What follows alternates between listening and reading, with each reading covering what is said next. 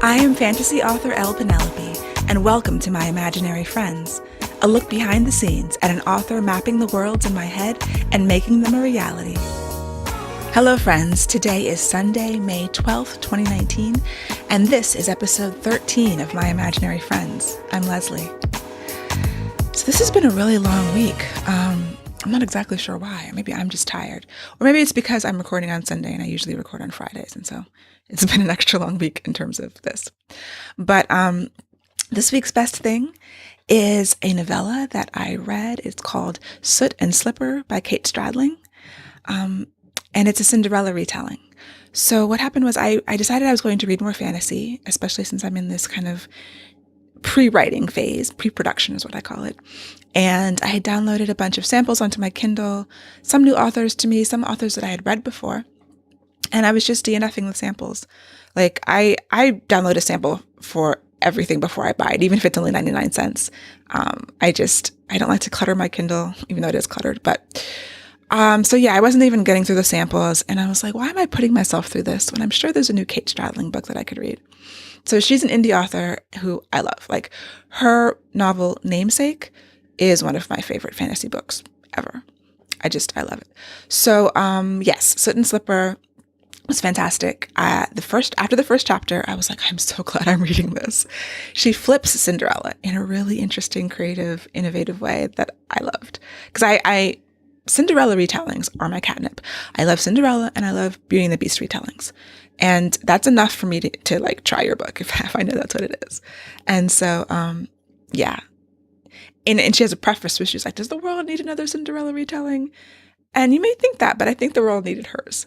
I also read Brine and Bone, which is her Little Mermaid retelling, which is also really interesting and great. I mean, everything, I trust her. Everything that I've read of hers has been great.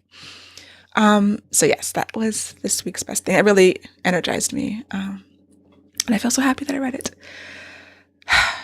Also, yesterday I went rock climbing outside. So, usually I climb in the gym, and outside is kind of a big deal for me. This is only my fourth time climbing outside. And we were in Carter Rock, Maryland, which is right on the Potomac River.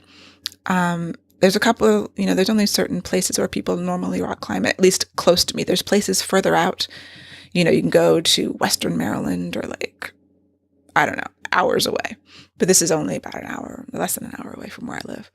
And it was basically a class. So my climbing partner and I had signed up for 2 outdoor climbing classes this summer, and the next one's going to be in June, just so that we have professionals who set up the anchors and the lines for us. And, we can take the class. Actually, my climbing partner has taken the classes to do that herself. And she bought all the equipment and the ropes. But, if you only climb outside a few times a year, I like her idea of trusting people who do it every week and who teach it. And, as opposed to us and our memory of the class and what we learned. So she's been doing this. She takes the class a couple times a year for years, and she's convinced me that this is the way to do it. Also because I overheard some other climbers out there talking about some other trip they'd gone on, and they witnessed this guy who would set up his anchors on a dead tree. And they're like, yeah, we had to go tell him he was going to die, basically, if you did that.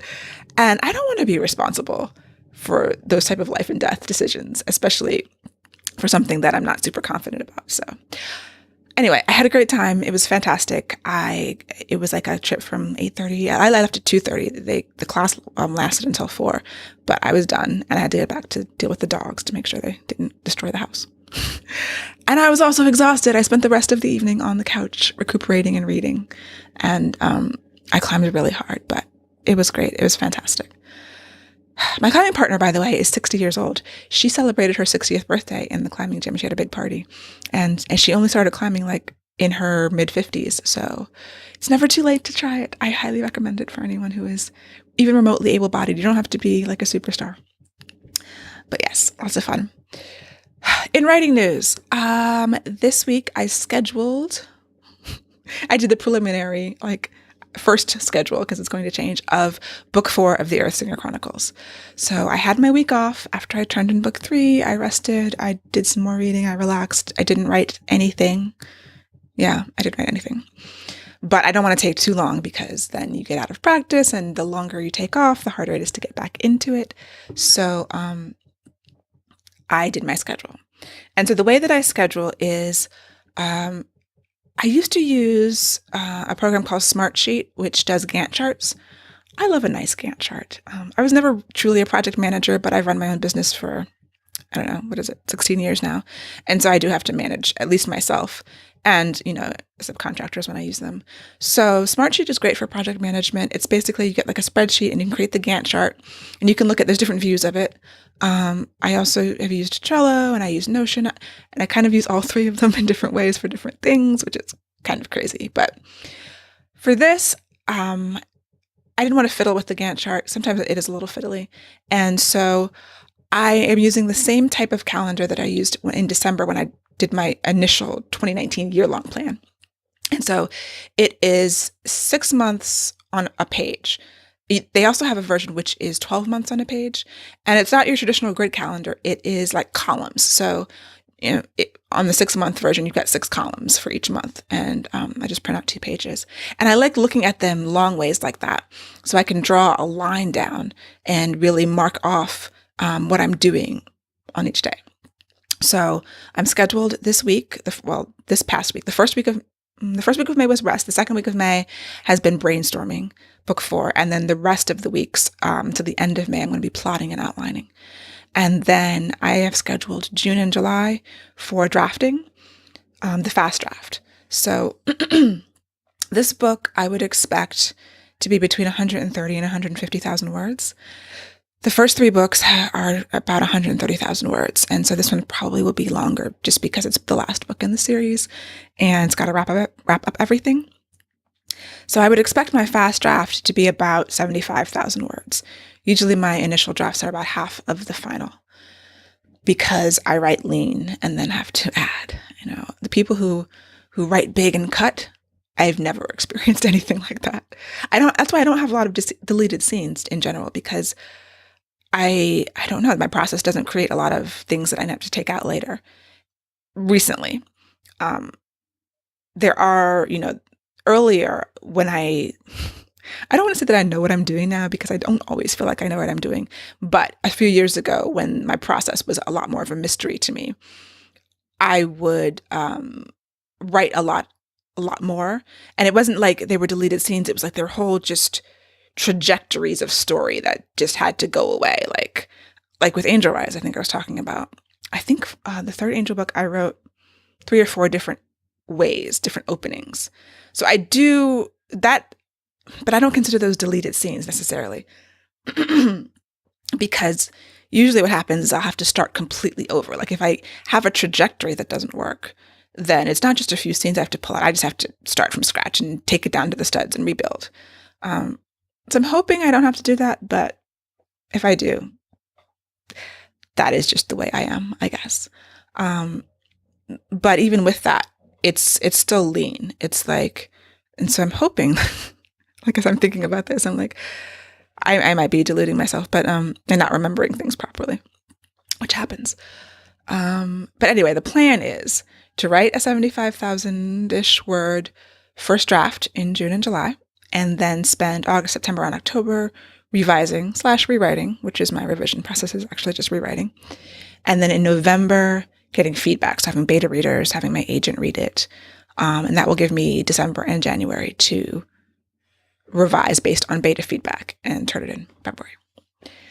So I have the high level plan in place. And this week has been brainstorming.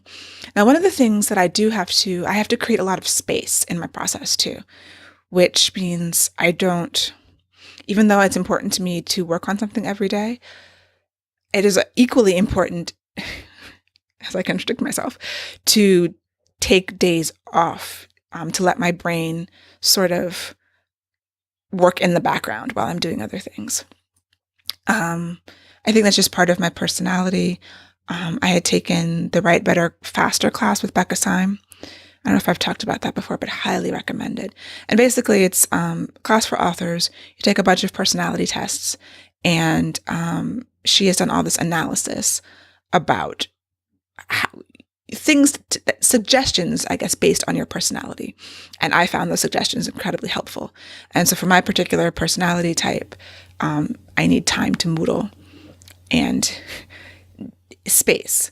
So as much brainstorming, my brainstorming has been, I've actually I think I've only done 3 actual days of work, because I know that the brainstorming, as much thinking as I do about it, I also need to take almost an equal amount of time off. And then when I come back, my brain has made some decisions in the background. If I try to do it every day rigidly, it will not work. And I think I will approach burnout in a weird way. So I've kept it loose. I probably will keep it loose-ish the rest of the month as I go into the plotting and outlining. Loose, but not too loose. And there's the balance you have to strike. Am I taking too much time off and calling it moodling time when I'm really just procrastinating? That happens too. So I do have to be careful. Yeah, so the schedule is there, and then the brainstorming. So the first thing I did was to list the themes that I've had in the first 3 books. And I put them on an index card, and then I went back again and to look at all of the notes, the kind of random notes that I've had over the past few years, however long, where I will scribble notes about things that have to happen in book 4, trying to trace any open loops that I have made in the book so that I can close most of them in book 4. And then I sort of hit a little bit of a wall. Part of the wall, I think, has been the negative reaction to Game of Thrones, to the ending of Game of Thrones, and seeing kind of the backlash. There was an interesting video that my friends shared with me with clips of George R.R. Martin, and it was a pretty shady video. It was they pulled some clips and then they juxtaposed them with Weiss and Benioff, the showrunners for Game of Thrones, and just, basically pointing their finger at the showrunners and you're not ending this the way that you're supposed to. And I know that that's a very different thing than what I'm doing, because it's me. I'm the creator. I'm not trying to end something that someone else has done with a different worldview and a different, perspective. But at the same time, when the first ideas I had about book 4, the few that I allowed myself to have, I've always known where it ends, what the big things that happen in book 4. I've always known that. Even as books 1 through 3 have gone through the changes that they've gone through. But my perspective and worldview have changed. I conceived book 4 in 2015, I think. And not only was I different, the world was different. I started this series in an Obama world. I'm finishing it in a Trump world. And that is significant. And I don't want my cynicism and my general state of being appalled at the world to creep in, because I think I was just a more hopeful, positive person during an Obama era. And, so many of us have been, it's just different, it's just different. And I want to be true to the story. The clips from George R.R. Martin in that video I was talking about were basically about being true to the story. They were asking him about people guessing, the endings, or people guessing some of the secrets. And if he noticed online that people had guessed some of the secrets as he was writing, did that prompt him to change it? And he was like, I thought about changing it, but changing it wouldn't be true to the groundwork that he'd laid. There's foreshadowing, there's groundwork. And if you changed it at the end because of some arbitrary reason, like someone guessing it or whatever, you're not being true to what it is. And that's very important. So I need to be true to what it is. And I think that's important, even as I'm different, even as maybe my worldview of how do we get there, my idea of how do we get to this ending that I wanted to has shifted because of the world. And I guess just changes in myself over the past 4 years. And those things are kind of in there. It's churning, How do I end this story the way that I wanted to? And I don't have any answers yet. I'm still going through the process. It's a long process. But I think if I ground myself the way that I always have to ground myself, whenever I get stuck, I always go back to, why am I telling the story and what do I want to say? And I had fleeting ideas of what I want to say has changed, but it hasn't really, like it hasn't. And I think what I wanted to say is potentially more important. The idea of saying things are important, still sounds very pretentious, but potentially more important in a Trump era than even in an Obama era. So yes, that is what I'm thinking about as I go through. I also think that I might need to work on the plot and potentially like a super fast draft of the third novella. So my novellas go in between the major books and they lead into the books. So the novella that I released, the book 1.5, introduces you to the major character, one of the major characters in book 2. And so 2.5 goes into book 3. And so I have a draft of book 2.5 that I did a long time ago. But as I'm working on book 4, I do not have a draft of novella, the book 3.5. I know the story. I have a very vague outline because I needed it for the epigraphs of book 2. But I haven't written anything, and I haven't done deep character work on those characters. And so the characters that you meet in book 3.5, they're there to introduce you because they are very important in book 4. And they're the characters that you meet in book 3 briefly. So that's not all confusing. I do think I need to spend the rest of the month maybe plotting them in tandem. And maybe my first draft will be maybe spend a week doing a fast draft of the novella before I go into the fast draft of book 4. I'm still thinking about that, but that might be what has to happen. So, yeah, it is an exhilarating, terrifying process, but fun. Like the meat of this is, I actually do love it. I love coming up with ideas. I am terrified of it, but I love it. It's kind of like rock climbing. I will be at ReaderCon, and which is in July. It's a conference in the Boston area for fantasy and sci-fi. And the way that they do the panels is I had proposed a panel, and then they give you a list of all the other panels, and you say which ones you want to be on and why. And there's a panel that I hope I get to be on, which is on writing and hobbies and how your hobbies influence your writing. And I would love to talk about how rock climbing has influenced my writing. Terrifying and fun. Those are the words that wrap it up. So yeah, that is what I'm going to do. And I think my next step to start the plotting and outlining after I've kind of brain dumped a lot of things. I probably haven't brainstormed as hard and as much as I wanted to and maybe should, but I know my brain is working on the background, and so I feel good. The next step is to go through Story Genius by Lisa Crone, which is a great book, and I made like a little template based on that book of steps, like a little worksheet of steps to go through. And so I never am able to really go through anything all the way. Like I'll start in one method and then I'll switch to another method. So I will at least attempt to start the Story Genius method. And for her method, like the first step is the pinprick, is what she calls it. The pinprick is, why do you care about the story you want to tell? Which is what I always do kind of naturally. And then nail down the point of the story to a few lines with like what if statements.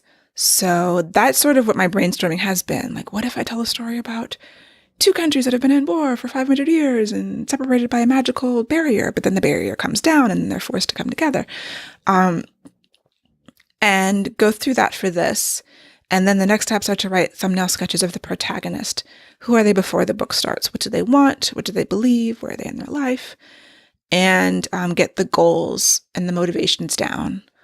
And get the character wounds down, which is why I think I need to start back when the wounds start, which is the prequel novella of these two characters. I don't know exactly who the POV characters are going to be for this book yet. And I feel like I need to limit myself to to no more POV characters than I had in book 3, because 6, I think it was 6, is at the end of my ability to manage, I think. And if I get notes back on book 3 that I didn't manage it that well, then all of this could change. But yeah, so I have a large cast of characters now. They don't all need POVs in book 4. You'll see them, and that should be satisfying enough, I hope. But I have this long list of characters who could potentially get POVs, who have had POVs in the past. I know the wounds of, all the people that we've seen before. I know these 2 characters, these new characters. I don't know whether they will both get POVs in this book, whether neither of them will, or you just see them doing actions. All of that still has to be decided. So that's probably where my attempt to go through Story Genius will break down, when I have to figure out the actual POV characters. And usually your POV characters are like who has the arc, who changes. But I'm at the beginning of the process and I don't know all of that yet. I know the world events, or some of them. And then the next step is to get into where the characters have come from and where they need to go and where they need to end up. And I do have a list of where I want everyone to end up. And so, yeah, I think it'll be figuring out who still has arcs in this book. And some of them are going to have flat arcs, which I didn't have the language for this. And I think there was the K.M. Weiland book, which is creating character arcs. And she talks about the positive change arc, the negative change arc, and the flat arc for a character. And I go back to that a lot because with 6 POV characters and many more, they're not all going to make radical changes, but some of them are going to have flat arcs, which is just basically like when the character doesn't change, but they have to change the world, or the world must change.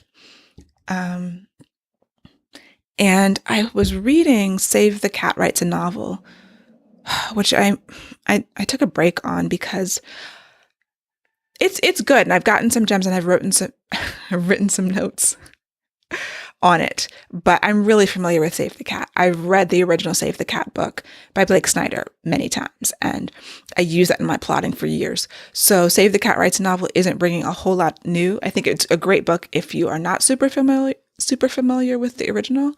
But one of the notes that I did write was the Holy Trinity of Story is what she has in there, are plot, structure, and character transformation.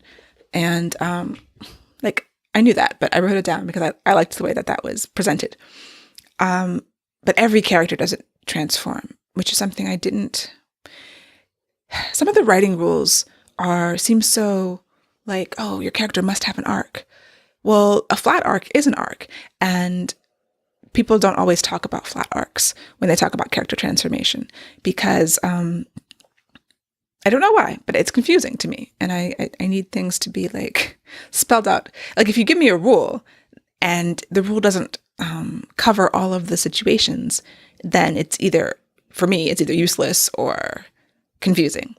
And so trying to fit every character into this idea of every character must arc was very confusing to me, and I couldn't wrap my head around it until I understood flat arcs, which makes so much sense. So yes, character work and who has an arc, or what type of arcs each character has, and then that will inform who needs to be a POV character. And so I think that's how it's going to go. It always goes differently than I think. So follow along and you'll see how it ended up working out.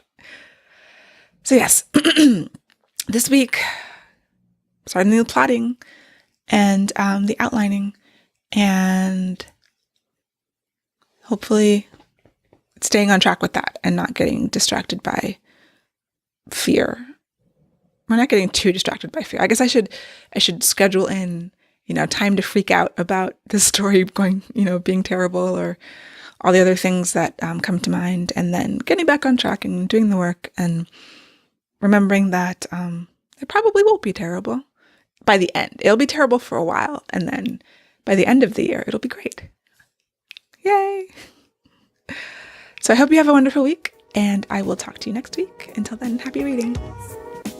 For episode show notes and to learn more about me and my books, go to lpenelope.com. Subscribe to My Imaginary Friends wherever you get your podcasts, and check out the video episodes on YouTube. Please leave a rating and review to help support the show.